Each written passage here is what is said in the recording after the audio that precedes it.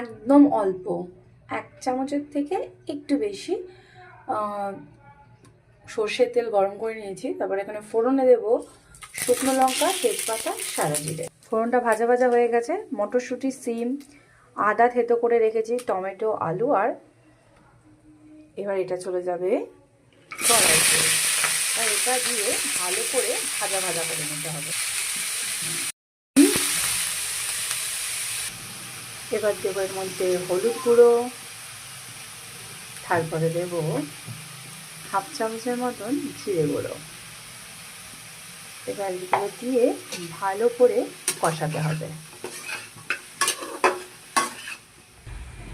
এবার যে শুকনো খোলায় ভেজে রেখেছিলাম ডালিয়া আর মুগ ডালটা, এবার এর মধ্যে সেটা দিয়ে দেবো।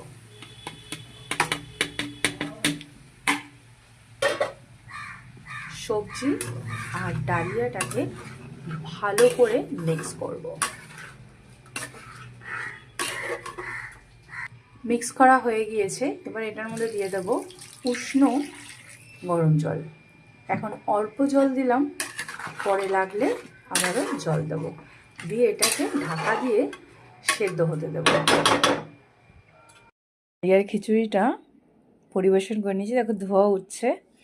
এখানে আছে পাঁপড় ভাজা, ডিমের অমলেট, বেগুন ভাজা।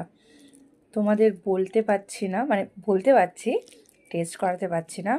হেলদি ডালিয়ার খিচুড়ি একদিন করে দেখো, মুগ ডাল দিয়ে, অসাধারণ খেতে লাগবে।